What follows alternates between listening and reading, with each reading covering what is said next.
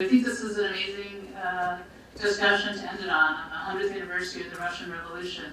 Today's program will feature Steve Smith of Oxford University and Michael David Fox of Georgetown University. And it will be rethinking the Russian and Chinese revolutions and engaging in a centennial conversation.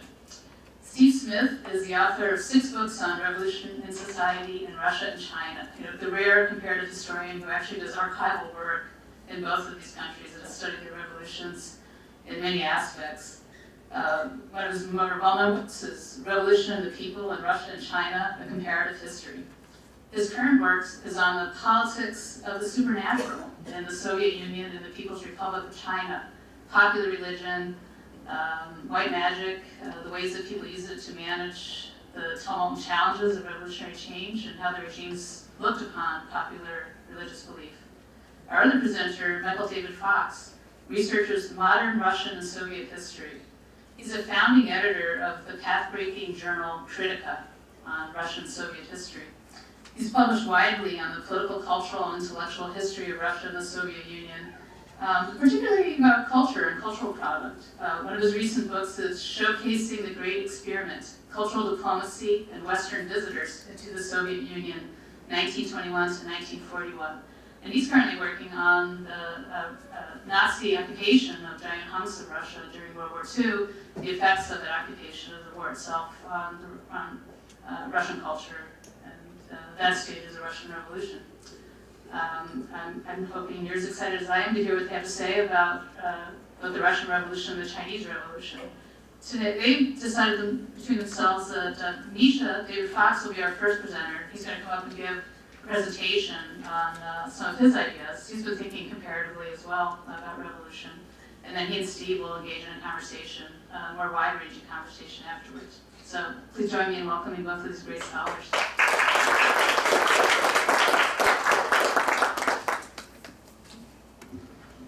Thank you, Margaret. Thanks for inviting us. It's great to be back at OSU. So I want to begin with the proposition that there were multiple revolutions taking place in 1917, even in October 1917, even on the night of October 25th, 1917, which is, I guess, by today's calendar, like the anniversary is yesterday. And I'm not just talking about multiple revolutions being February and October, the two regime changes of 1917. The reason I start with this proposition about multiple revolutions is that this has been a rather whirlwind year for us historians of the Russian Revolutionary period. And October has been the absolute culmination of this Centennial craziness. But I have detected a certain reductionism about the nature of the Russian Revolution in the many Centennial conferences that have been taking place around the world, in the major centers of scholarship and major countries that study the Russian Revolution. Many, even most of them, are looking at the impact and the repercussions, the global results of the Russian Revolution, legacies, trajectories, so that the entire revolution is reduced in a way to its results. The revolution is equated with the October Revolution, and Bolshevism and the October Revolution are then also conflated a bit with the outcome, which is, of course, Soviet communism and Stalinism.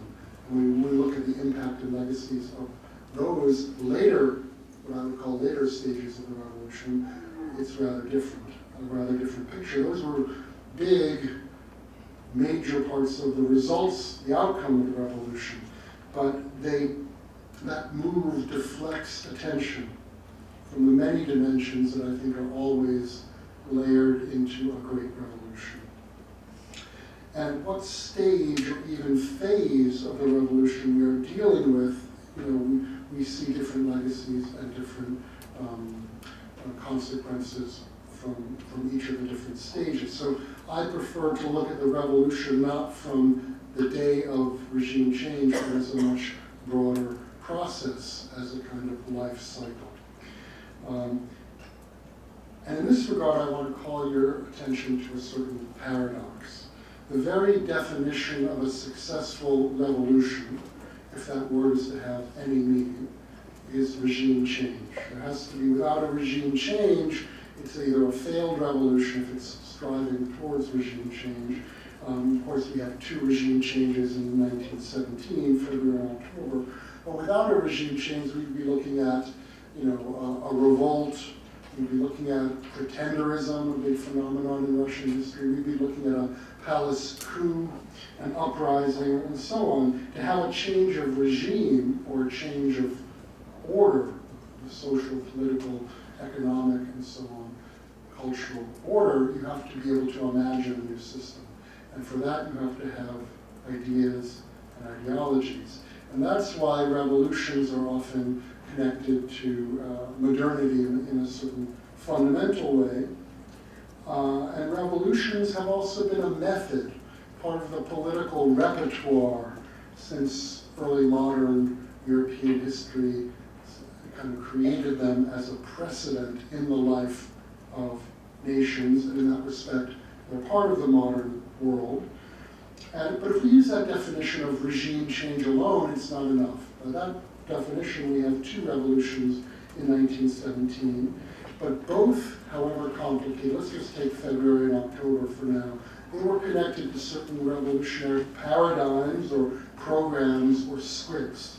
And this ensured that the symbols and movements and ideas connected to both February and October did not, the February stage did not disappear irrevocably just because the Bolsheviks came to power, and a new stage opened up with the Bolshevik seizure of power in October.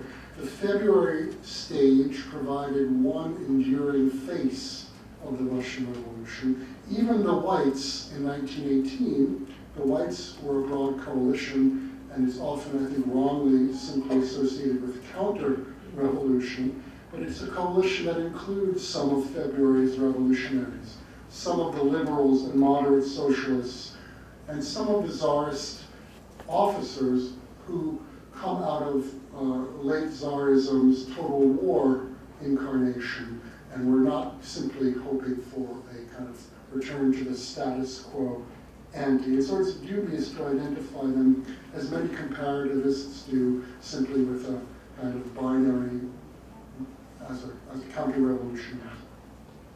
But the paradox to which I'm referring is that we're dependent on regime change to understand revolutions.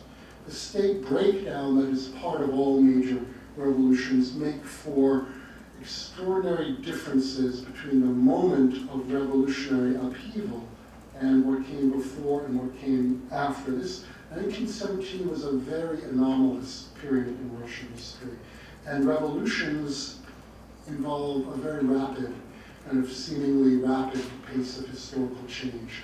Because the old regime breaks down, its levers of power, it's the governors, the police, the secret police, the legal system, and it's the governing capacity, the state monopoly on violence.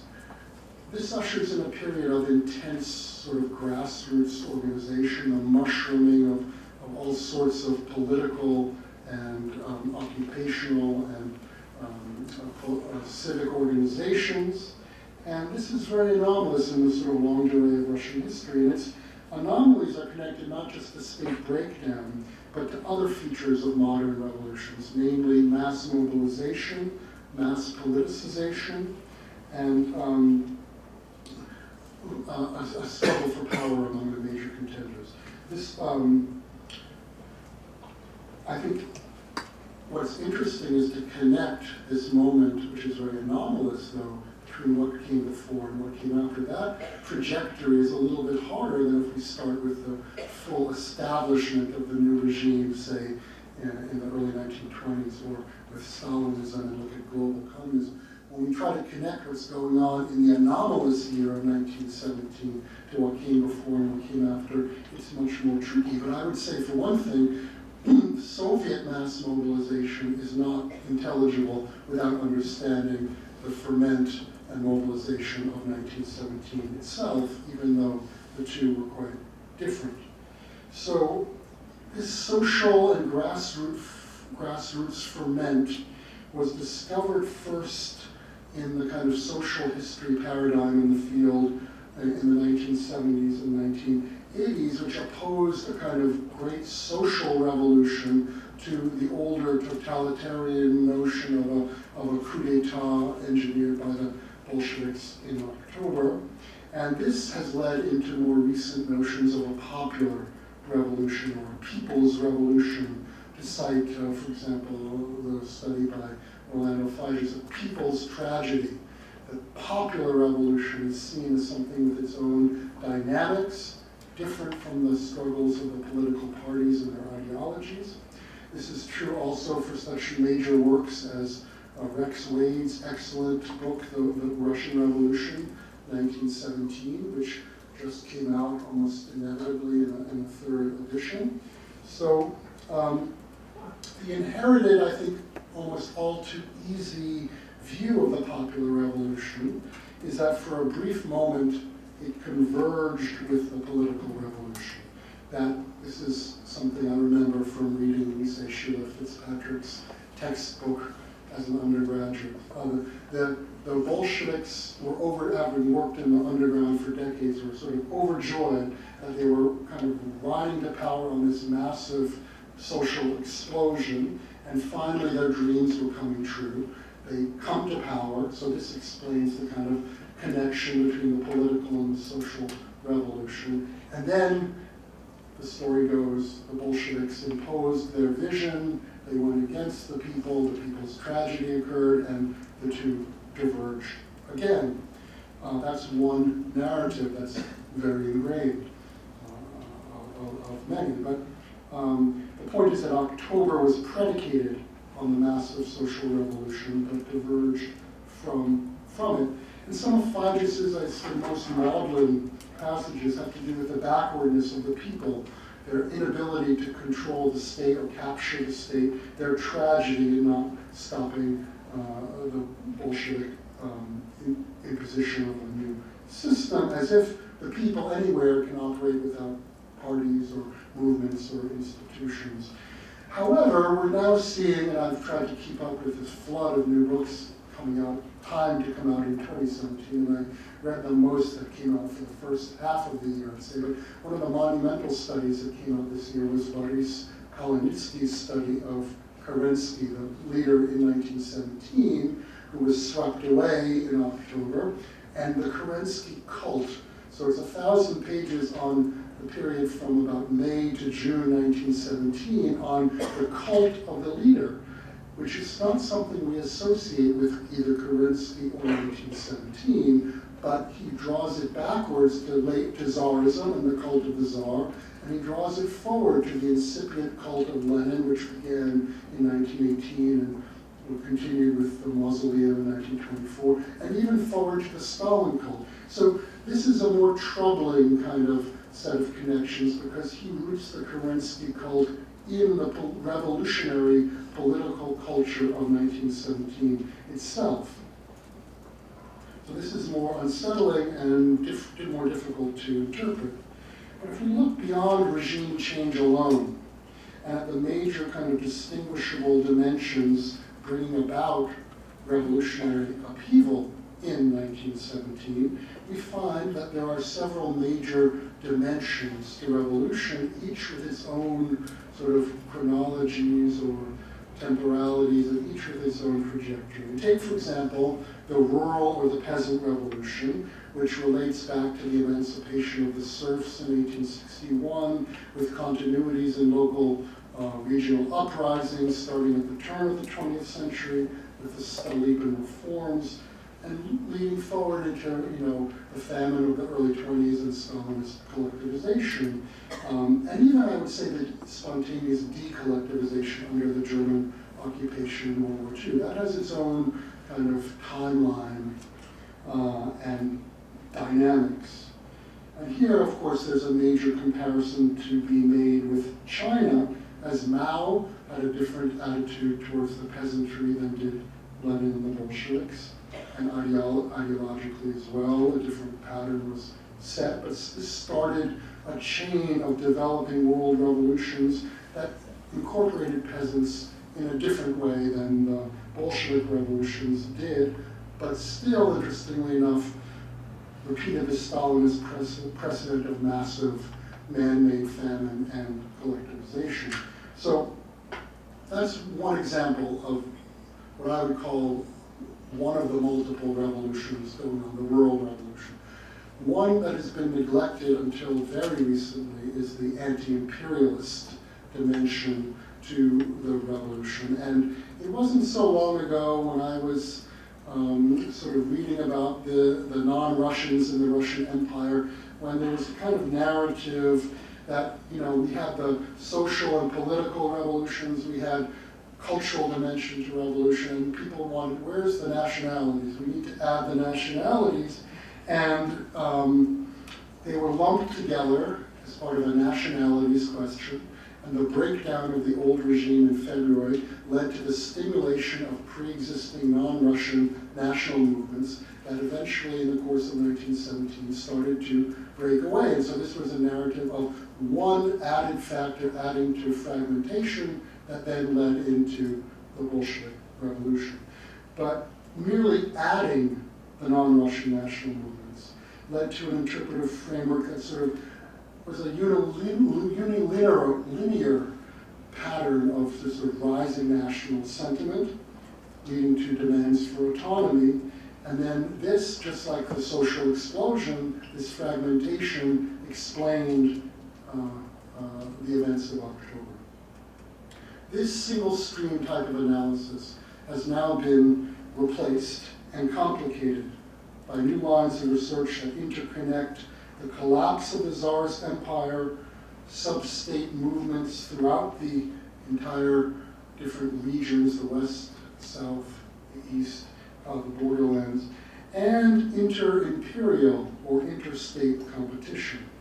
I think I'm just going to give you one example, but for me particularly revealing has been the recent work of Mark von Hagen, who's been thinking about what he calls the marginalized Ukrainian revolution, which he counterposes to the Russian Revolution, and he says has different dynamics that challenge the standard narrative of what he calls the Russian imperial national heartland at many turns.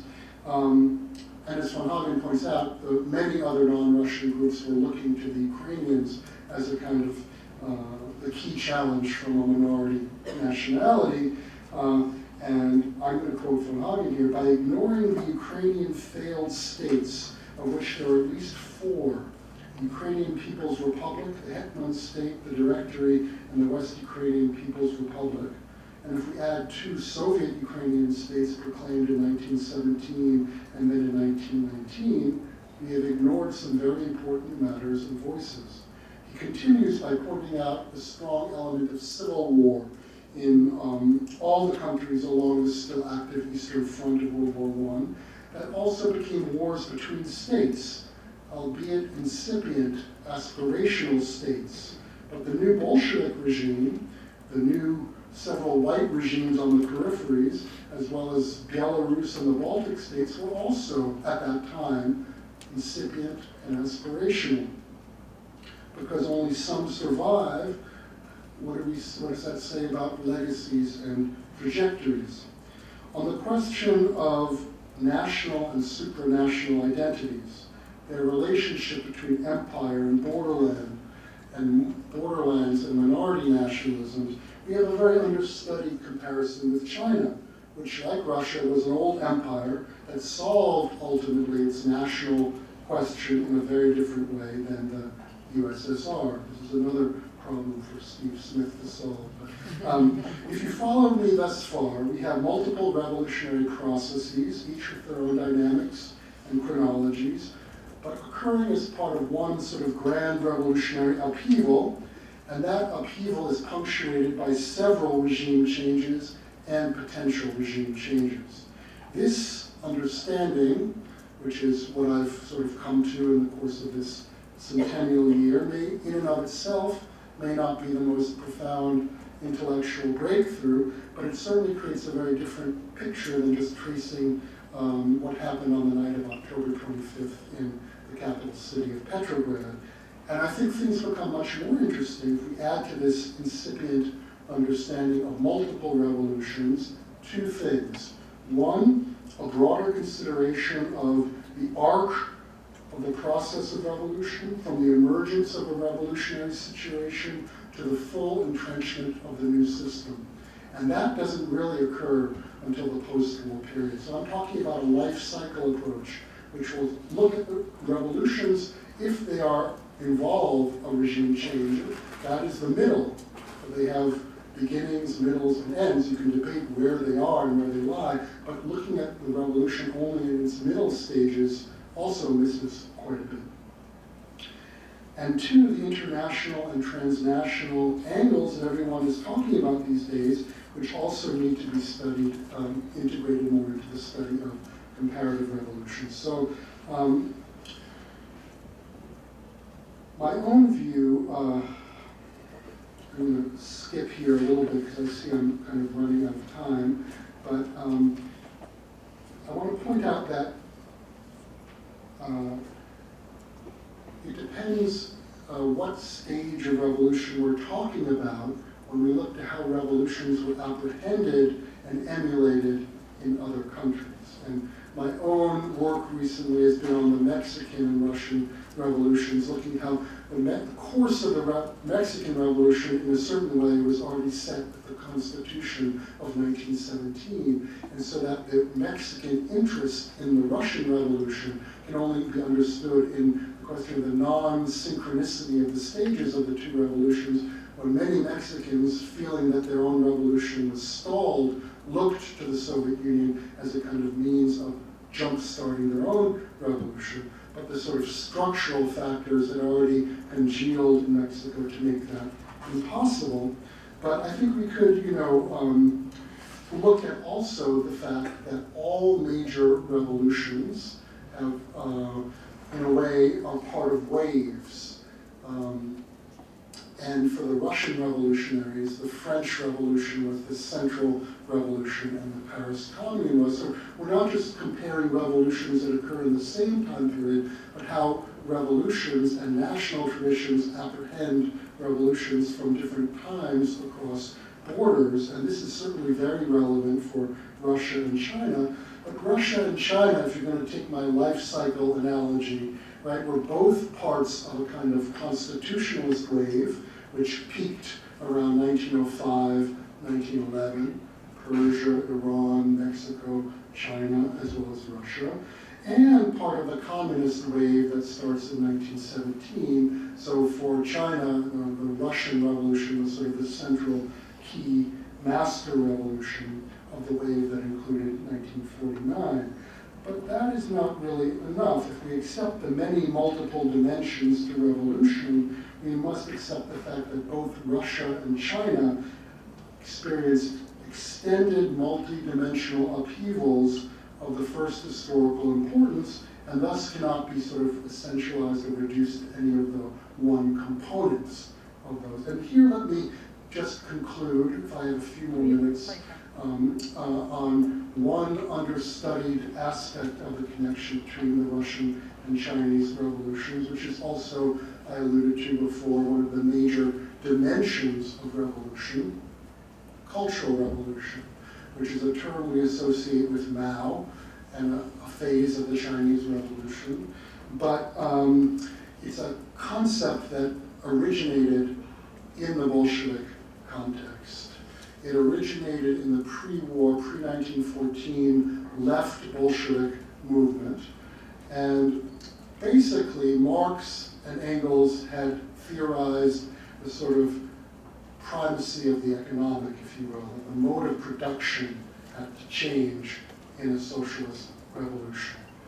And Lenin had innovated by adding the centrality of the political dimension. The Bolsheviks would take the weak link in the imperialist chain and seize the state in order to trigger the world revolution. But the left Bolsheviks said you can't achieve a socialist revolution without having a new type of socialist culture.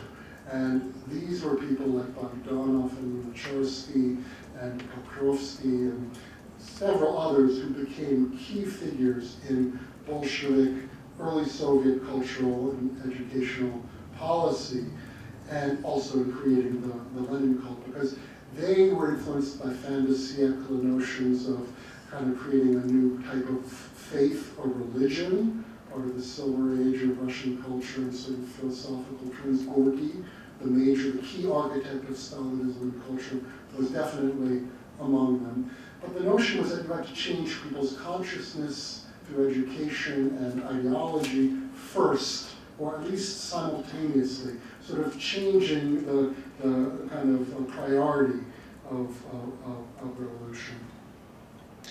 And this is very little known among Chinese historians. Sheila Fitzpatrick's major edited volume came out in 1978 called Cultural Revolution in Russia, which reduced this cultural revolutionary phenomenon to kind of the peak of its militancy between 28 and 31. That I remember seeing a review in a Chinese studies journal literally 10 or 12 years after the book came out.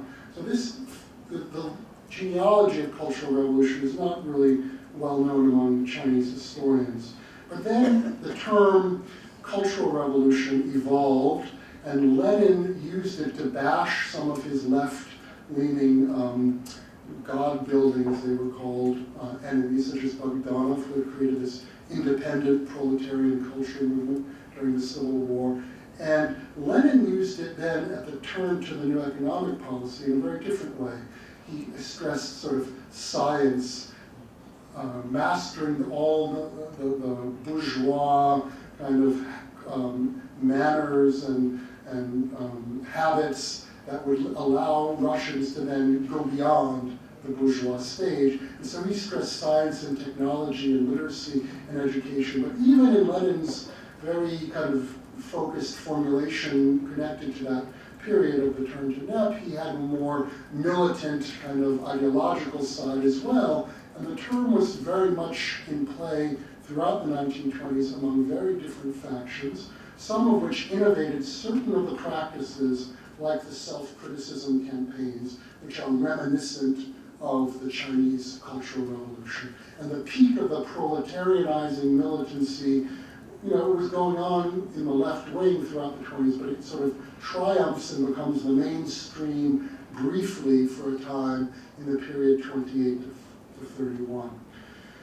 Why it was cut off in 32, I think, is a question for comparative historians. And here will come in my vulgar comparativist theories that Steve Smith is welcome to shoot down. But in my understanding, the first 5-year plan was very much under threat by some of these policies that almost wrecked higher education and technical higher education and other very important dimensions to the industrialization drive. So in the Soviet case, in incipient Stalinism, cultural revolution, the peak of its militancy, corresponded with the industrialization drive. And in 32, you see a kind of retreat from some of those really ultra-left elements who had triumphed culturally for a brief moment in 28 to 31. Whereas in China, what you see is you have the great leap forward in the 50s that is really separated out from the cultural revolution that Mao unleashed in the mid-1960s. And it is definitely true, I don't read Chinese, but I found out from a very interesting book by Joel Andreas, The Rise of the Red Engineers, The Cultural Revolution and the Origins of China's New Class, which deals with some of the commissions that were created to study the Soviet experience. So here the question of stages comes in. You have a revolution that tries to imitate or go beyond the Soviet Revolution, but which phase of that revolution do you emulate? It becomes a very intricate question. But the stages in Russia and the Soviet Union and China, with the Great Leap Forward separated from the Cultural Revolution, was one part of the divergence which explains why the Cultural Revolution in China went far, far beyond anything that we saw in Stalin's Soviet Union. Mao essentially started a civil war, a kind of mass insurgency against his rivals, whereas Stalin condemned the Bukharinist right deviation in order to purge some of his, Bukharinist allies, but he very much kept the leadership united, and the self-criticism campaign was okay on the lower levels, but if it touched anyone in the top leadership, it was very much forbidden. Mao's Red Guard closed the universities for 10 years. There were pitched battles on campuses with spears and pikes. They sacked Western embassies and destroyed Western musical instruments, whereas Stalinism in the post-32 more conservative turn sanctified Russia's 19th century high culture, which was already Europeanized within the framework of socialist realism. So I'll be interested in seeing what Steve thinks about my vulgar comparisons.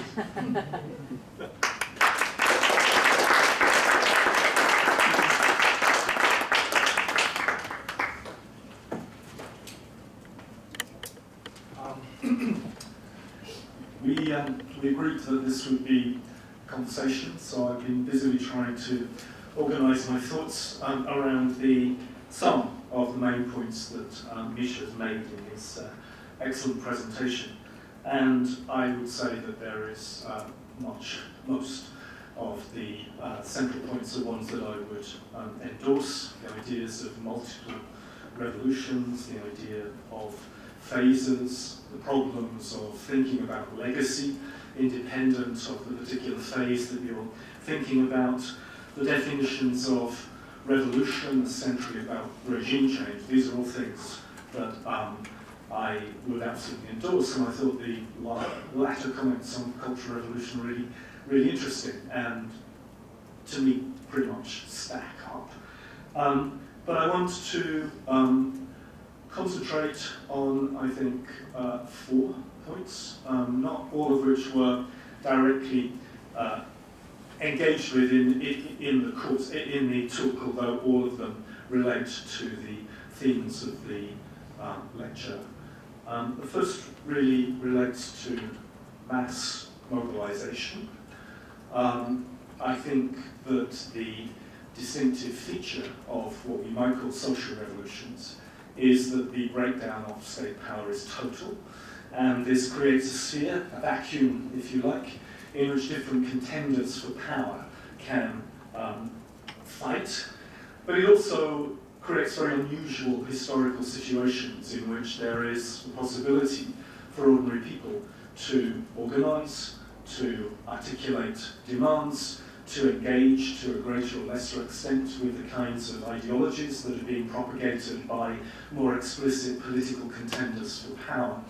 And it seems to me that if you think about the Russian Revolution from a comparative perspective, and in my comments I'm thinking of looking particularly through the Chinese Revolution, I think the levels of mass mobilization in Russia in 1917 are historically quite extraordinary.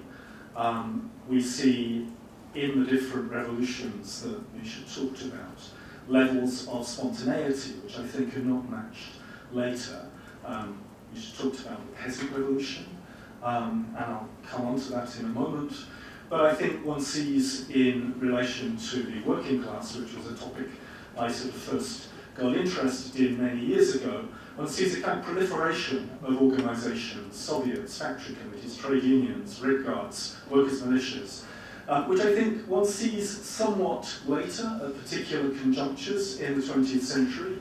One sees, for example, in Spain in 1936, something like workers' councils. One could argue in Yugoslavia at the end of the Second World War, again something similar. But by and large, it seems to me that the later communist revolutions are much, much more party-dominated and top-down.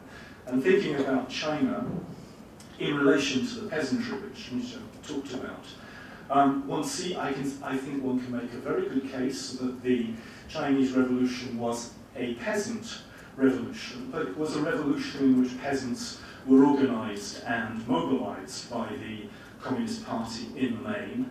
It's true, during the period from 1925 to 1927, there is a considerable degree of popular militancy around peasants combating landlords, which the communists encouraged. There is, too, a level of working class militancy.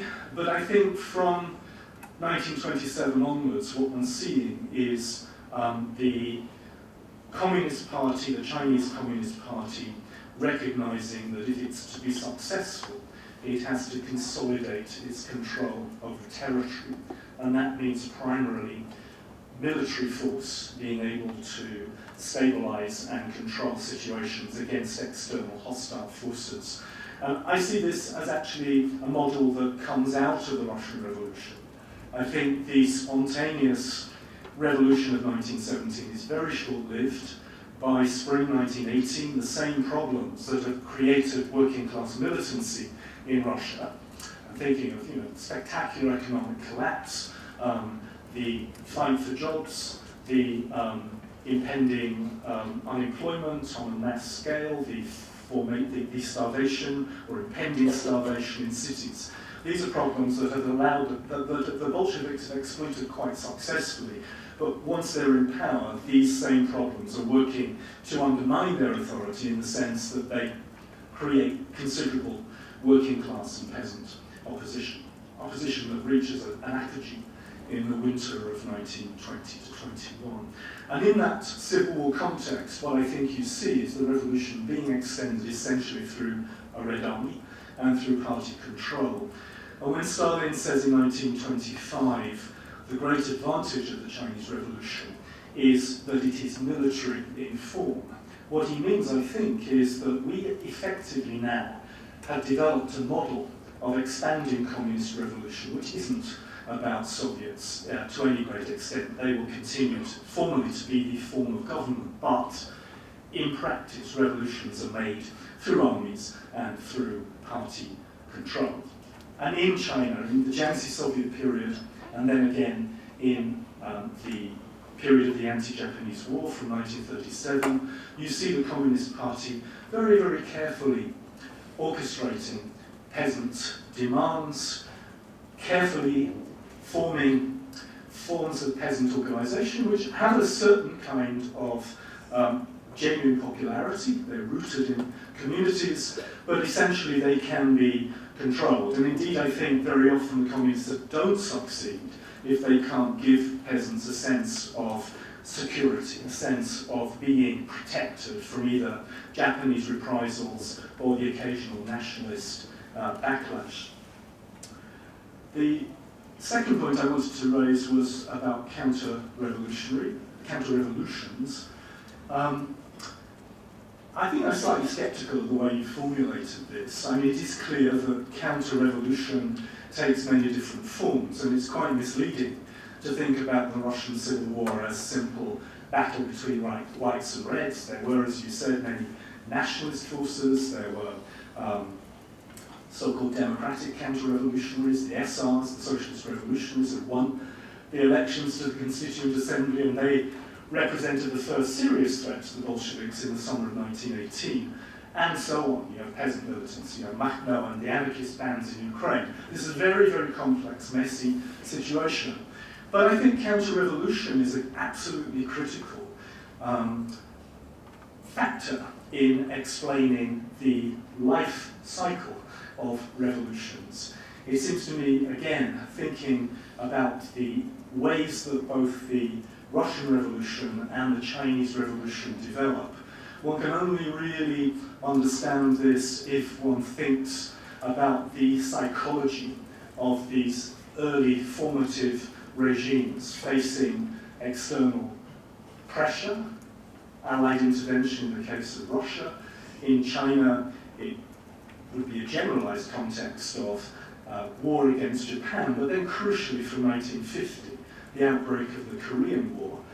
All these things, I think, are vital to explaining the ways in which these regimes very rapidly move in a repressive direction. And I'm not saying that ideology or the practices of Leninism don't have any part to play in this, but I think we need to think very seriously about the ways in which this sense of embattlement, this sense of living in a world of utterly hostile forces, plays a part in consolidating organs of repression. So in China, I think it's about 2.6 million people were arrested between 1950 and 52. Something like 760,000 of those are shot. Unlike Stalin's Great Terror, this is repression that involves the masses. There are big counter-revolutionary trials in the streets. People are brought out onto the streets to yell and denounce and so on and so forth. And this gives us a kind of flavour of the Chinese Revolution, which isn't there in the Stalin Revolution. But nevertheless, the point I'm making is that this sort of sense of counter-revolution is very, very much a factor in explaining how revolutions move. I mean, maybe, over time that sense of counter-revolution disappears. I mean, it's not there in the Soviet Union after Khrushchev, but it's certainly something that I think we need to bear in mind. I think quite quickly, my kind of feeling is that in some ways the aspects of the Russian Revolution that were for the Bolsheviks rather secondary in some respect, and I suppose I'm putting a legacy point, but in some respects were more important than the way they perceived their revolution. So for the Bolsheviks, there is absolute conviction that capitalism is in terminal crisis, that it is a moment when the weak link means that Bolsheviks taking the initiative in Russia will spark international socialist revolution. I think looking back, that's a very hard kind of perception to sustain empirically.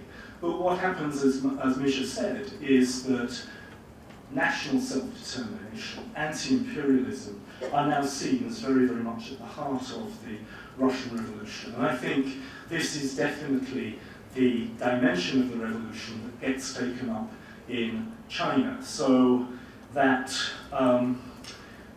again, what looks, I think, in retrospect, odd about the Russian Revolution is that in 1917, nation is very much subordinate to class. The discourse of that revolution is a heavily class-based one.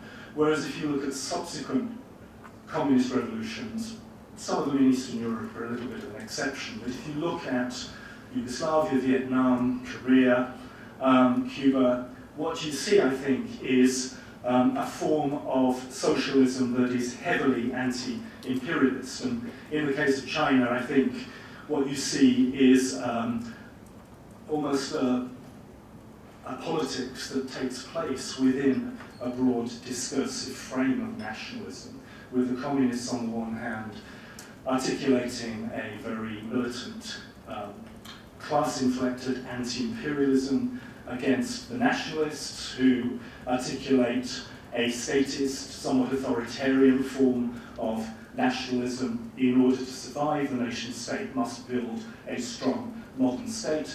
And then once the Japanese invade, you see themes of Pan-Asianism taken up by formerly left-wing nationalists like Wang Jingwei. And so you see, I think, a kind of field that is, we might say, in very broad terms, is constituted as nationalism, both in terms of norms, values, practices, but one where the nation is, as it were, the object of competing political interpolations. And that, I think, becomes very typical of communist revolutions later, but is not really part and parcel of the Russian Revolution. Final point that I would make, and I think I'll leave Cultural Revolution because you've been very eloquent about it, and let's see what the audience think.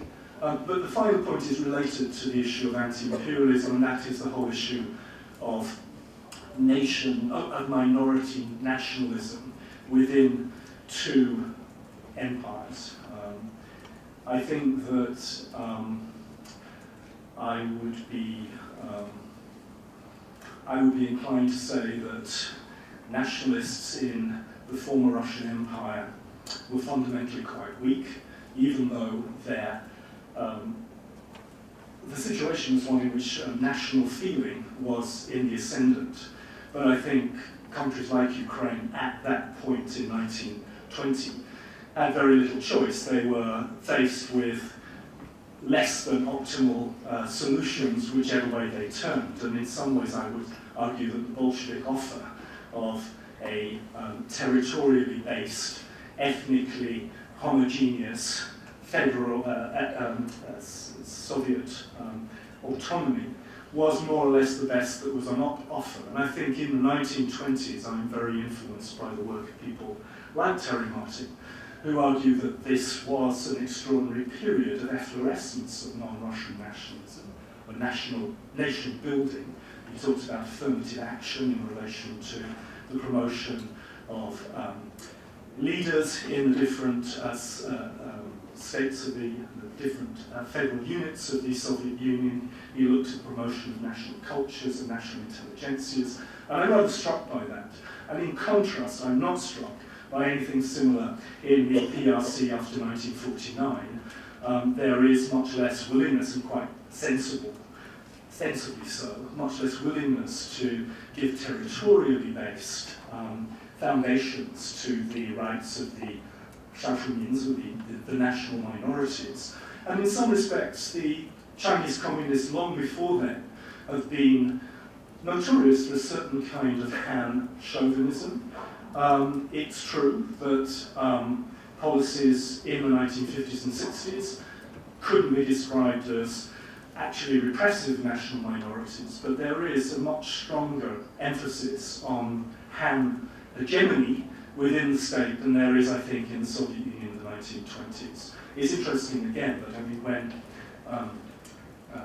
Chiang Kai-shek visits the Soviet Union, he's roundly told off around about 1930 for his unwillingness to recognize any element of Mongolian autonomy.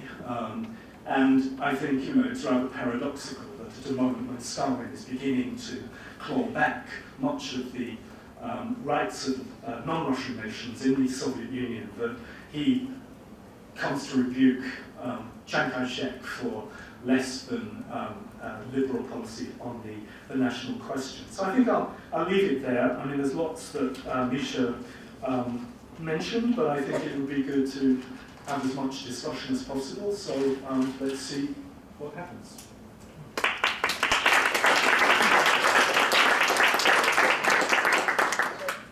So we have a microphone for people who want to ask questions, and our presenters have a microphone. So can I make you my microphone? Can't use it. So we've got a question in the back there. I actually asked a question like one of my instructors, Professor Peter, Alexander P. Pendrop used to say, the CCP, Chinese Communist Party, should first be a nationalist party rather than a communist party. I'm just wondering how you feel about this definition. Thank you. I don't see it in quite that binary kind of way. It's absolutely the case that nationalism becomes a major focus of Chinese communist politics, but class never disappears. And if you look, say, at the way in which Mao Zedong tries to understand Chinese society, it's absolutely in terms of classes. And a central feature of the Chinese Revolution in practice is that it tries to constitute, say, the peasantry in terms of categories that probably don't really fit rural relations in China. I mean, they're very different societies in the sense that there isn't a gentry class that has huge landholdings, that there isn't a kind of tradition of peasant collectivism, there's differences between the north and south and so on. Nevertheless, the Chinese communists believe that it's only through imposing, classifying, in terms of classifying, it's only in terms of classifying society in terms of class, that they believe they can gain some sort of control over it. And crucially, they want to reconstitute identities in terms of class. And I think it's quite surprising what success they have. I mean, very, very quickly, after land reform in 1950, 1947, through to 1950, 51, it's very interesting to see how quickly peasants themselves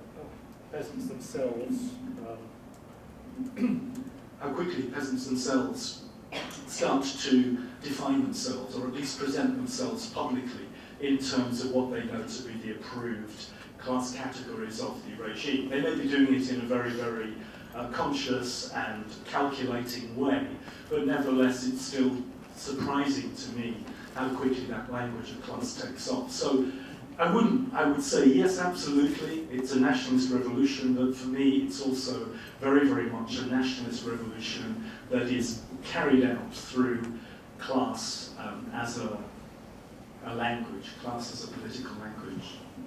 I'll say a couple of words about this as well, because it relates to what Steve was saying about Soviet nationalities policy and the differences with China. But you know, after 1932, which I mentioned was a turning point in cultural policy, there was also a shift more broadly in Soviet ideology from the language of class to the language of nationality.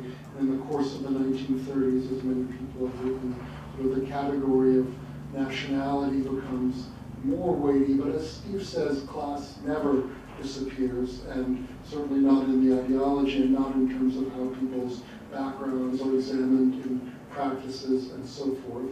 But the shift also involves an increasing stress on what I would call elements of Russian nationalism.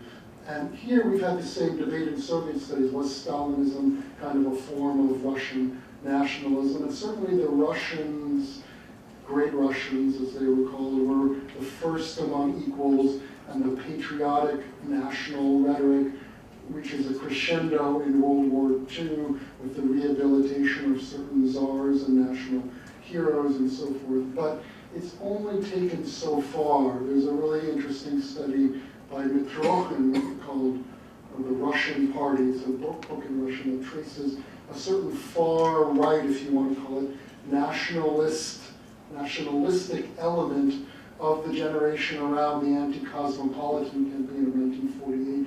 These were young Komsomol leaders and who really went back to some of the language and anti-Semitism of pre-1917 Russian nationalism, but they were always constrained in a way by the official ideology down until 1991. But that element was one among many within the Communist Party elite.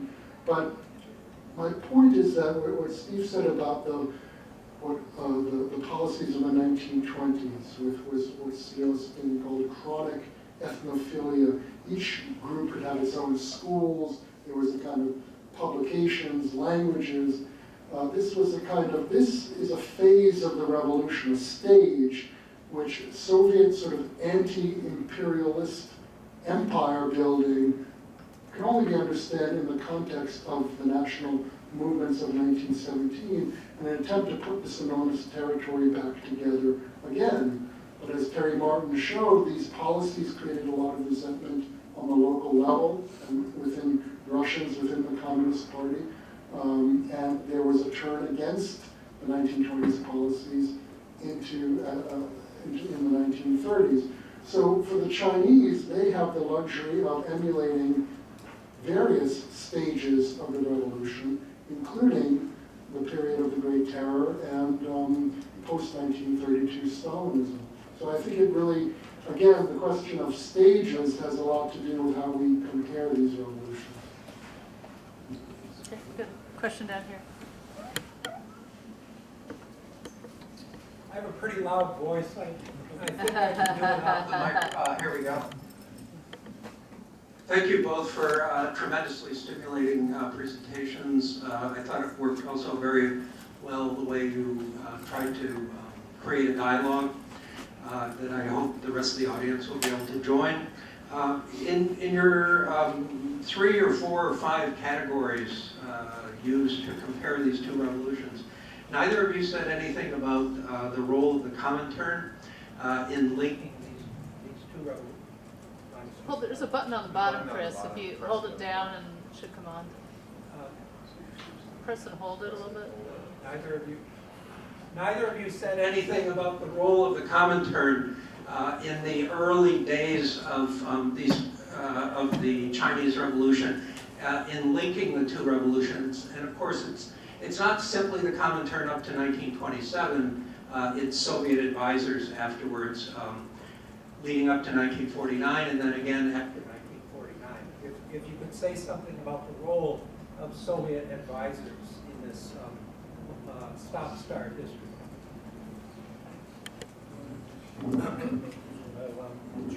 You can use that one, probably, Steve. It's more reliable. Does that work? Yep. Yeah. Okay. Yeah. I mean, somewhat sort of contrary way I would say that there was a successful revolution that the Comintern inspired between the two wars, and that was the National Revolution in China in 1925 to 27. From the Soviet point of view and from the point of view of the Chinese communists, obviously it failed in its social goals, and I just briefly mentioned campaigns by peasants against rent and tenancy and so forth, and working class militancy. But nevertheless, I think it can be seen as a political revolution insofar as Chiang Kai-shek and the National Revolutionary Army managed to reunify most of China, though not all of it. And because it sees levels of considerable social militancy, and I think, for example, women's campaigns, I would want to say, it had some success. In general, I think the Comintern has a rather unhappy history in China.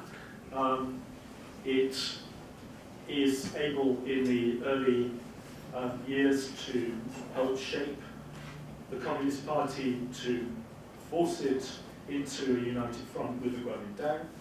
That does go wrong. And from the 30s onwards, I think the ability of the Moscow to really shape what's going on in China is very limited. There are the 28 Bolsheviks, there are attempts to train people to go back to Jiangxi and elsewhere in order to kind of pull now back into a sort of Moscow line, but that fails, and Stalin, I think, completely underestimates and misunderstands the nature of the revolution that's going on in China, both in relation to the communists, but also in relation to Chiang Kai-shek. And so it's very belatedly, really only after 1947, that he's forced to take the communists seriously. So, I wouldn't want to overemphasize the role of the Comintern. And I think thinking about the Chinese Revolution in the round, I'm strongly of the view that there were indigenous roots to that revolution and considerable agency exercised by communists on the ground, which make any sort of top-down Moscow-centric argument very, very challengeable. It's not to say that the communists weren't weren't dependent financially in the 1920s on the Comintern. It's not to say that there weren't constant efforts to interfere on the part of Moscow. But by and large, I would say that it's the importance of the Comintern can be very, very much overestimated. I've been using the Comintern. I've been thinking more about Moscow in general, because obviously the Comintern doesn't survive right up to 1949. I don't know whether that's your question. Well, I'll just add a couple of thoughts, which is, as a political organization, the Comintern really didn't succeed too often, and Comintern studies have been very focused on the political aspect, the Bolshevization of the other communist parties and their political, how much, as he was saying, they were not able to influence things from Moscow. But one could look at the Comintern a little bit differently as a kind of creation of a kind of transnational elite where these people were flitting around from country to country. And in terms of political culture and assimilating models, I think it assumes perhaps more importance. And here's where the Soviet advisors come in, because clearly they weren't able to sort of implement Soviet models in a kind of simple fashion, but there were many thousands of Soviet advisors in the 1950s. And as a way, and whenever a model is exported, it has to be domesticated and adopted and changed. But I think we can understand I think there's a lot more work to be done. I really don't think that the impact of the Soviet advisors that I know of, at least in languages I can read, is nearly sufficient compared to what their importance is. But I know people, for example, in cinema studies, Soviet films are hugely important in China. And the way that certain models are not necessarily automatically transferred, but sort of put out there in order to be appropriated is a very important thing. And it was something that didn't exist in revolutions such as the Russian and Mexican, which were occurring simultaneously, that had very little direct contact, so that when Borodin came there and tried to organize outposts of the Comintern, it was much less successful. Could I just add to that? I've been looking at religious policy in China in the 1950s, and I think our assumption is that the Soviets said, this is what you should do. Here are the models, imitate them. And I suspect that if we had access to archives which had the sources that would tell us what the Soviets were saying, we would find a much more nuanced story, which would be as much about learn from our mistakes as copy what we did. Because in respect of religious policy, although China by the early 1960s has a very repressive policy both towards popular religion and the 5 recognized religions, in the 50s, particularly 1950, Zhou Enlai is saying quite extraordinary things to non-party bodies. So the 2 conferences of Christians in 1950, progressive Christians. And Zhou Enlai says, well, the Soviet Union has had an anti-religious policy, but that's not suitable for China. We have to have a religious policy. And it's partly justified by the idea that they're in a phase of new democracy. But very, very interestingly, he says, well, Lenin writes this text called Working Class and Religion in 1909, I think it is, 1907, I think it's 1909, in which he says, religion has no place in such a society. Well, that was kind of okay then, but it's not a suitable attitude for us in China in the second half of the 20th century. Religion will survive a long time.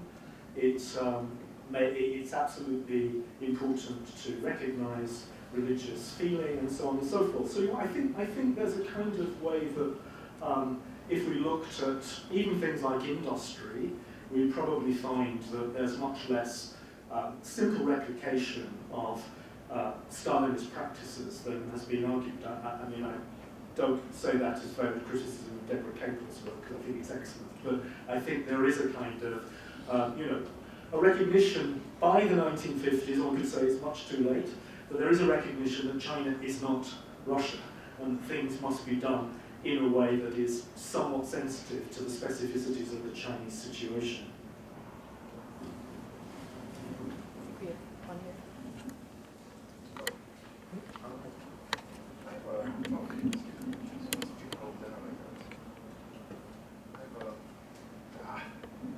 I have a question for you.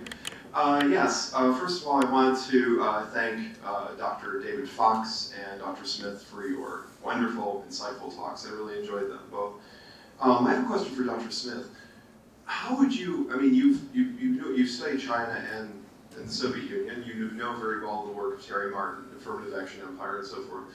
How would you compare and contrast? This is a bit of a, I guess, a complex question, but how would you compare and contrast the nationality policy in the Soviet Union versus the nationality policy in the PRC? Thank you.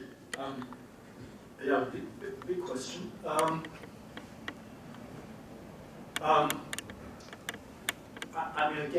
This is actually another area where it might be the case that the Soviets were saying to the Chinese, don't follow nationalities policy, because as you know, the sort of federal structure of the Soviet Union was one that replicates the basic ideas of sort of nation states, i.e. territory, bounded territory, the idea of an ethnically dominant people within these territories, even though there are then rights for minorities who are not of the dominant ethnic group. In China, they never wanted to have that sort of territorially based policy. So although there are autonomies and there are various sorts of levels of decision making which are autonomously decided, I think control of Beijing over the autonomous areas was never mediated in quite the same way as it was in the Soviet Union, where you had levels of government in Ukraine or in the Caucasus, in Georgia, or wherever. That is a kind of factual answer. I gave you a sort of rather more subjective answer, which even as I was giving it, I was talking there about Han chauvinism. I was thinking I was slightly kind of over-egging this. It's not that I think that there was some very strong imperialism in the PRC, but in some ways I think we don't think enough about China as an empire. And so I was kind of rather exaggerating more than I might that way of thinking about it, because the Soviet Union certainly was an empire. I'm not trying to, even in the 20s, the levels of autonomy that non-Russian nations, peoples, had, was very much determined. It was determined by Moscow. So if you were Kurds, you couldn't have autonomy.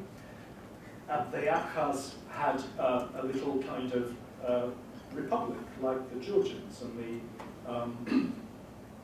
the Azerbaijanis, etc. And in 1932, they said, no, you're going to be a sub-region of Georgia. So there was always a kind of way in which Moscow set the framework. But I still think in terms of phases of revolution, and I think it's really important that this was a moment that was different from the 1930s. And I think you could argue, I'm not sure I would, but you could argue that in a sense the nation-building project was the one bit of the Soviet experiment that succeeded. I mean, in 1991, the breakup was relatively peaceful. I know that it's not been since. I mean, there were exceptions even then in Lithuania and the Caucasus and so forth. But I mean, relatively speaking, if you're thinking about the history of empires that break down, it's been a pretty bloody kind of business in relation to the British or the French or wherever. And relatively speaking, what had happened is that nations had emerged, but in 1920 were still sort of ethnicities kind of searching for identity. So, I think that's said enough. Could I add a quick follow-up to that? Just also, too, what about, like, for instance, even like the little autonomies within the Russian Republic itself, like Buryatia and these, Tatarstan and these sort of things? I mean, wouldn't you argue that the fact that, that in the Soviet Union, even though it breaks up, these regions, by and large, with some exceptions like Chechnya, for example, by and large, they stay part of the Russian Federation. Wouldn't you argue that this is, to a degree, a reflection of success? Yeah. I mean, I don't want to appear to be, presenting too positive a picture, because I do think it's an empire.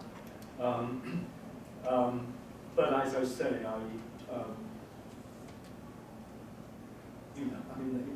the problem about these arguments is they're sort of semi-hypothetical. I mean, if Xinjiang or Tibet were sort of free, what would they do? They'd almost certainly become kind of independent in some sort of way.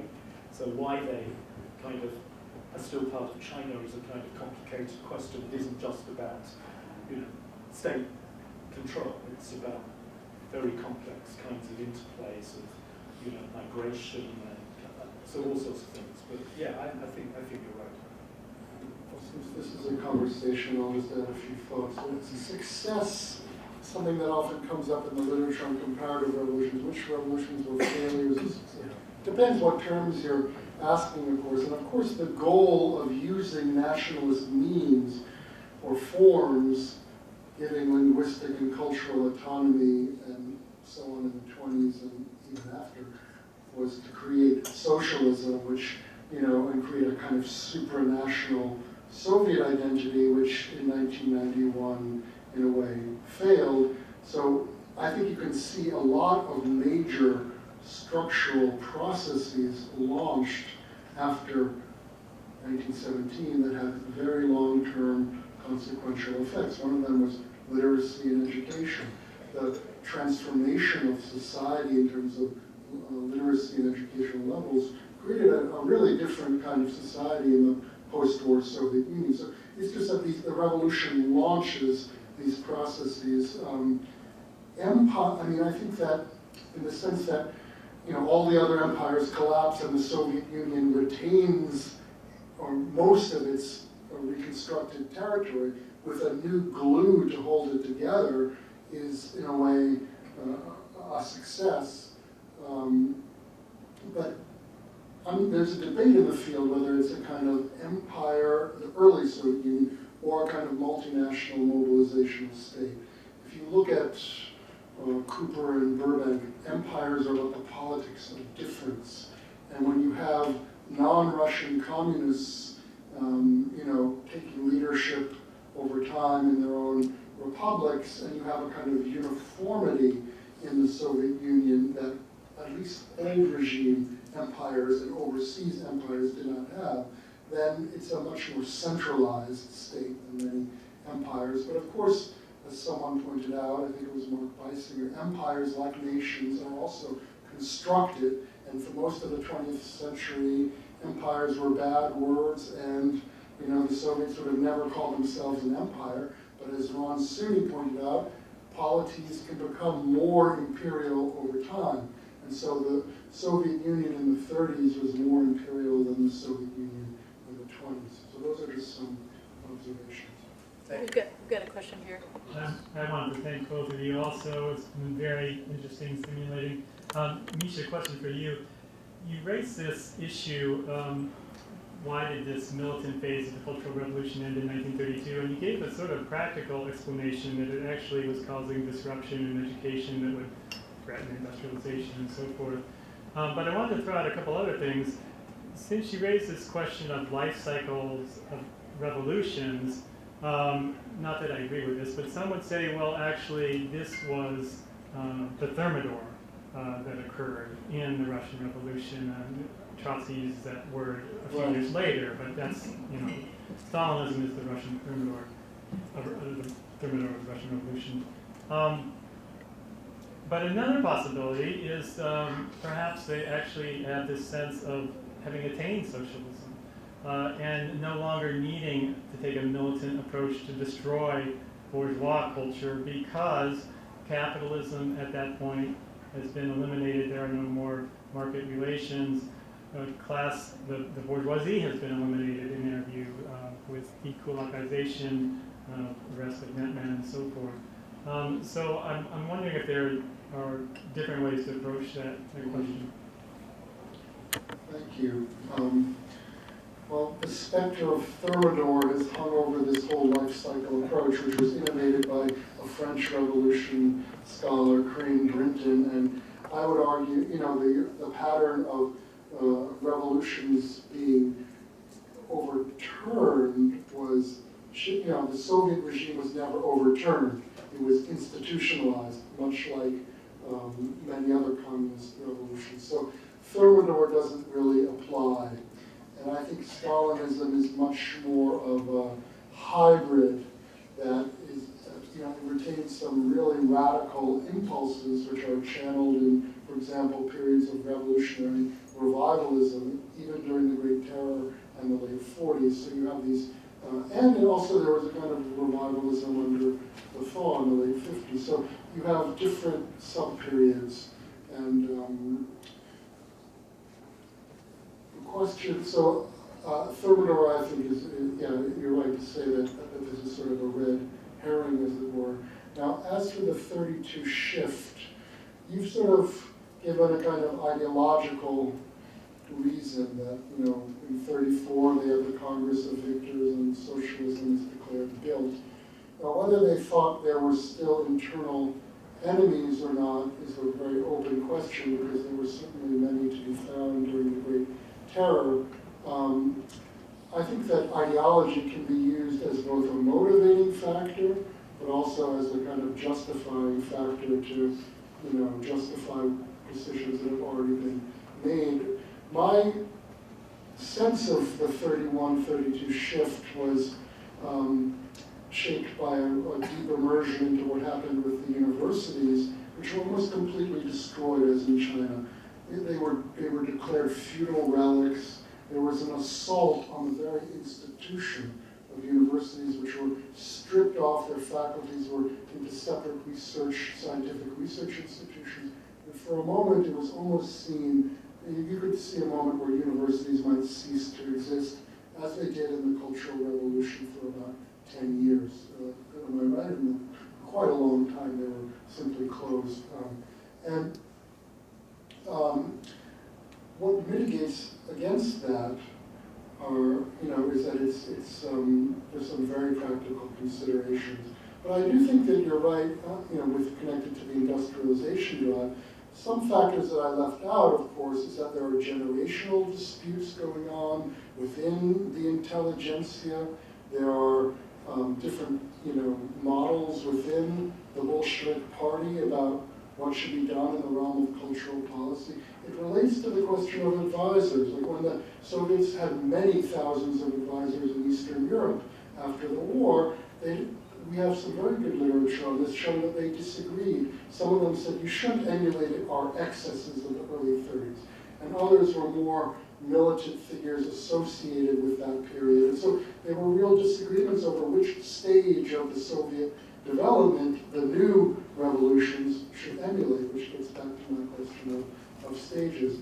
But I do think that in many respects, ideology also works in tandem with sort of practices, and so we need more, you know, frankly, that's all I can say about the 32 shift. I don't think it's been studied that intensively, but if you take my, as it might be, but if you take my emphasis on stages as central to a kind of understanding the course of any revolution, then these turning points assume real importance, and that's what comparative social scientists cannot do. What they do is kind of simplify the stages and compare them with other stages and other revolutions. What we as historians could do is look at the struggles that are going on within each phase and the key moments of turning point, 21, 28, 29, 31, 32, 36, 37, and really see the dynamics. And I think you will see that there are factions within each phase that are pressing for a reversal, you know, and that lead into the next phase, so that certain constituencies are always sort of benefit from these terms.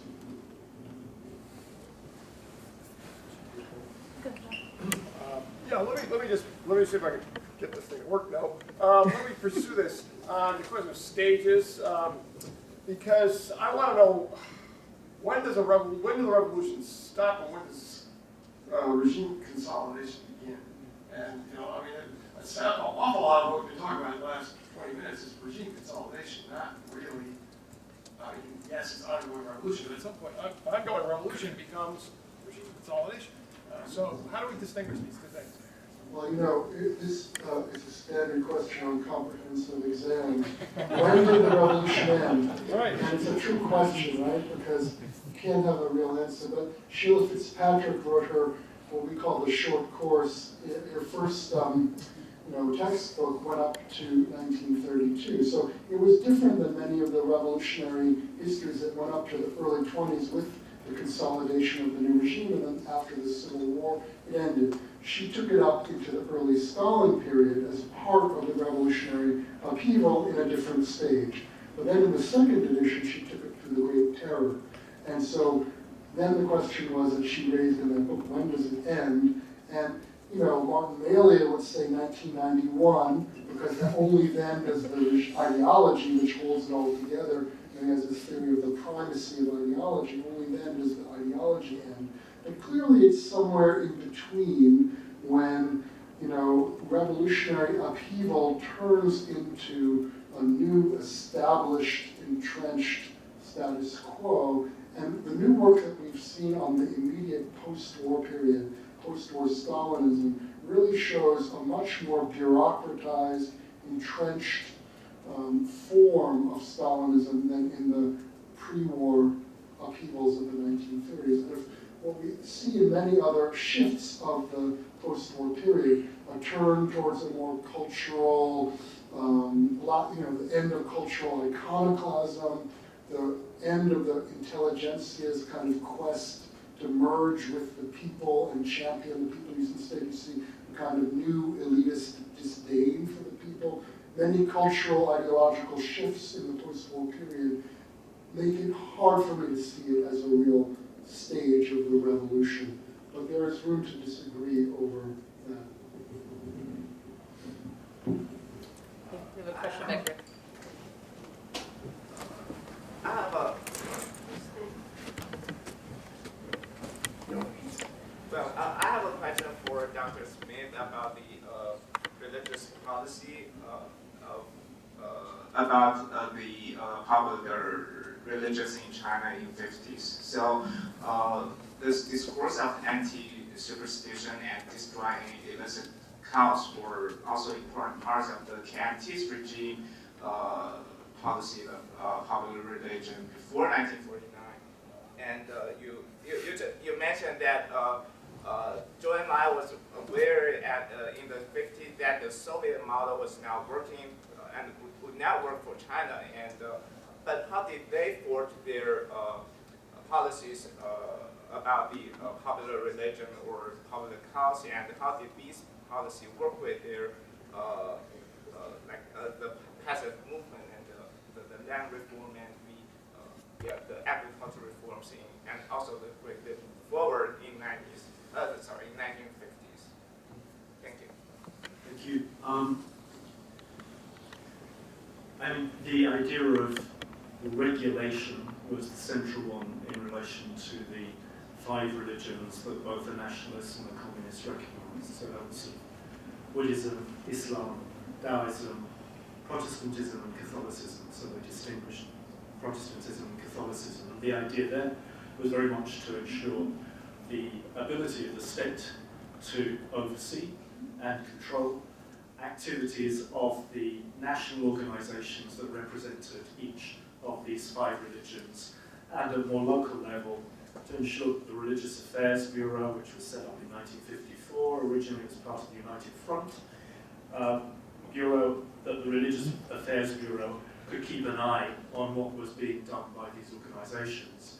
I think during the 50s, the regime was wanting to split the progressive elements, whether it was Buddhists or Protestants, from hardliners who were more resistant to state control.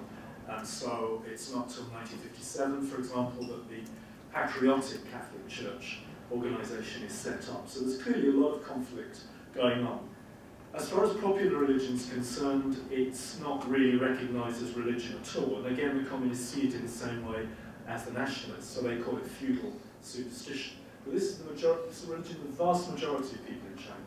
And it is, it has syncretic character, it draws on certain elements of Taoism and Buddhism, but essentially it's very local in its forms. And it's true that there are elements of popular religion, and you mentioned them,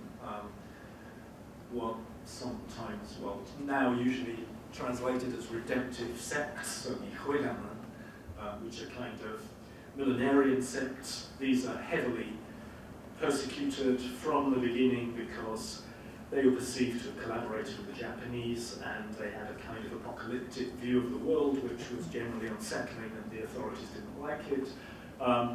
And there were certain kinds of attempts to regularize popular religion through things like land consolidation, so they would destroy temples that happened to be in the way of more rational consolidation of landholdings and so on and so forth. But by and large, I think during the 50s, popular religion was a relatively low priority. If you look at what local officials are doing, frequently they themselves are heavily involved in temple cults, in various festivals that are very much part of local identity. They don't want to use religion as a way of separating themselves from the people whose cooperation they need in respect of things like grain requisitioning or whatever. After the famine, I think the policy becomes much tougher because there's a resurgence of popular religion in all its forms. And when the socialist education movement gets underway, they send in work teams initially to look at officials, to root out corruption. But I think they're pretty alarmed to see the extent to which temple building, cults of shamans, cults of witches, are sort of reviving very, very widely. And so for the first time, they really start to clamp down on popular religion. And then come the Cultural Revolution. It's a complicated story. It's basically one of repression when the authorities are able to do it, but there's so much chaos in society that paradoxically quite a lot of things survive and even flourish, which one might not expect in a context where there's a very heavy emphasis on rooting out the four old. So it's quite a complicated story, and it's not, one in which you could at all argue that the policy is more liberal, but I think one can argue that in the 1950s, the thrust was one of regulation rather than repression. And I think, again, if you look at the Russian case from a more comparative perspective, what's extraordinary is the militancy of the drive to root out religion. Because in Eastern Europe, after 1947, they don't have the same determination to eliminate religion. Yes, they'll arrest and imprison various loud critics like Cardinal Nizenti in Hungary, but by and large they want to try and divide and rule. They don't want to use religion as something that will alienate people. The Bolsheviks didn't really have that perception at all. For them, religion was something that was embodied in a church. The church was the major rival to the state, and by 1922, in a context where the hierarchy of the church had by and large supported the white side, but not most ordinary believers and not so many ordinary clergy, they decided to take on the church in a very direct way. And I think it completely failed. And I think that sense of failure was why, in part, the Chinese were being allowed, shall we say, by Moscow to pursue a somewhat softer line. We have time for perhaps one more question. Anybody in the audience? I think it's going to be Nick. I actually just had two questions if I can. But so the first one actually has to do with the methodology of comparative history, and I'm curious, what have you learned about the Russian Revolution by comparing it to other revolutions that you would not have learned had you not made the comparison? Had you just spent your time in the archives and focused on that in Russia? What are the things that really come out for you in terms of doing that kind of methodological type of approach?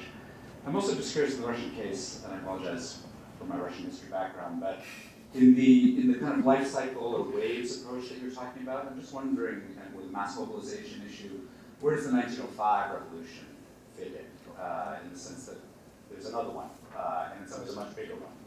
It doesn't have the world-changing impact, but it's still there. And so I'm curious how that fits into your sort of larger vision of the revolution, quote unquote. I'll take the second one first. So, for me, 1905 is, the big opening stage of the Russian Revolution. You have a massive upheaval in both the countryside and the towns. You have all the major political parties that will be around in 1917. You have many of the same actors, and yet the Constitutional Democratic Party, the liberals, the cadets, are really leading this kind of political coalition, which is overseeing a kind of social coalition, a white collar, blue collar coordination.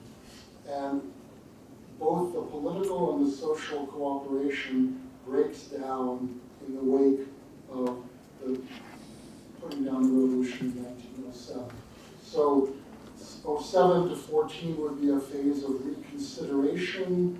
The revolutionaries call it a period of reaction, but they all are assimilating the lessons of 1905. And therefore, I've been surprised at how slighted 1905 is in many of the new histories of the revolution that are coming out, certain ones excepted.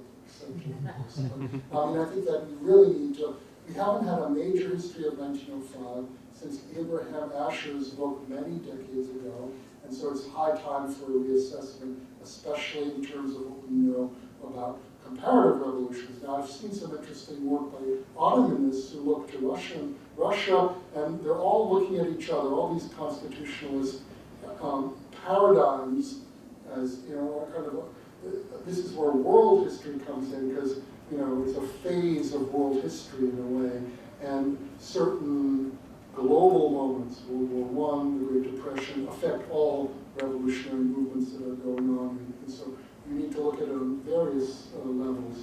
Now, what does one know about what does comparative history teach? I don't really take away single lessons, although there are kind of illuminating comparisons that can be made when you really delve into comparative revolutions, like Martin Melia's observation about Crane Brinton, about dual power, that it wasn't so unique to the Russian Revolution, the Soviets versus the provisional government. When you look at, say, the divisions between the parliamentarians and the New Model Army in the English Revolution, or the sans-culottes and the more formalized power in the French Revolution. So you gain certain specific insights. But I think what you learn more about is the kind of process. And the process of this kind of grand coalition to bring down an old regime, which then in itself breaks down, and after the collapse of the old regime, ends up in a struggle for power. In general contours, it's very similar in pattern to many places around the world, and yet revolutions turn out so very differently. And so for me, it becomes a question of balancing circumstances and ideology, structure and agency, internal and external factors, and these are kind of the meat of what we as historians, these are the big questions we grapple with. And so it's a kind of laboratory for testing your toolkit, as they say. Yeah, I'd agree with that. I personally was quite resistant to doing comparative history for a long time because I'm interested in questions of agency, questions of culture, and although I think much of the comparative literature on revolutions, so something like Theda Scotchball for me was enormously stimulating, raising questions, but it was also extremely limited because it didn't feel to me she was talking about real revolutions in which people are kind of struggling over ideas, over visions of the future and so on. It was all very much in terms of sort of states and relations to parties and so on. Very, very useful in clarifying thought in a sort of heuristic way, but not, to me, kind of capturing the stuff of revolutions. The problem about trying to do it through the archive, which I've been trying to do, is that all the time you risk becoming sort of absorbed in the particularity of particular contexts and lose a sort of sense of how one generalizes out of that. But I feel it's worth doing. I endorse what Misha has said, but I just gave an example, I think, when talking about revolution. I think if one looked at the Russian Revolution, one would see, as it were, a model in which the struggle against religion is absolutely part and parcel of what revolutions are about. If you look at what the SPD in Germany have been saying in the 1880s and 1890s, they're saying, well, we've got to separate state and church, but you must respect freedom of religion, and so it's a very, very different discourse. And Lenin injects some kind of very, very aggressive sort of views about religion, which might be explained in terms of Lenin's own biography. I don't know, and they're not shared by all Bolsheviks by any means. And so, it's interesting, I think, to think about this as a peculiar problem. Why did religion become so important to the Bolsheviks? And I half gave an answer which I think is something to do with the unusual power of the Russian Orthodox Church. But, it's a big question, and one could kind of take different lines of approach. But I think, that ability to identify the particularity is often obscured within the frame of single revolution studies. So, it's, and similarly, it raises different questions. The historiography is developed in very peculiar ways. We're only now waking up to the revolution as an imperial one, which Misha was talking about. Reading a comparative literature on empires raises all kinds of questions, which I don't think would be raised necessarily if one worked entirely within the historiographical tradition and looked at Russia. So, if I could just add to that two observations. It's interesting that, when you compare the Soviet and the Chinese communist experience, you see a certain greater fervor and what you were pointing to, connection between the movement and its kind of interconnection with society in a way that you don't really see under Stalinism. As Stephen Kotkin said, it wasn't crucial to believe, only to act as if one believed. There's a certain truth to that under Stalinism, that they're now, at a certain point, not trying to change people's fundamental psyches as they were in the early years, but control sort of outward conformity. And you see this in many realms, like in the Gulag. You don't see that much re-education and ideological fervor. You see a very strong economic component. But the Laogai in China, you do see this kind of fervor. And yet what you've said about religion seems to point to a kind of element of greater Soviet fervor, right? At least in the early stages. I think Lenin's quotation was "всякая попущенность скотоложества," which means any flirting with popes is a kind of bestiality or lying with cattle. He really was, and maybe it has something to do with the revolutionary intelligentsia tradition, I think, very much so. But one last observation is that comparative history inevitably simplifies, because to compare, you have to kind of make into a more compact, comparable unit that can be, it doesn't get all the nuances, but there's something, I think I would introduce the notion of a kind of comparatively informed history that's maybe not full-fledged comparative history, but when you're reading and immersed in a broader set of fields, then the texture of what you're doing changes. Well, I think on that note, we'll have to wrap up today's program. Join me in thanking our presenters for a very stimulating discussion. I'd like to thank the Russian, Eastern European, Eurasian Seminar and the East Asian Studies Center also for their co-sponsorship of this event. And my colleague Chris Reed for getting the ball in motion to bring Steve Smith on campus. Hope to see you when we discuss is feminism the future of revolution in the Middle East, the October days of the French Revolution, and revolution in modern Latin America next semester. Thanks.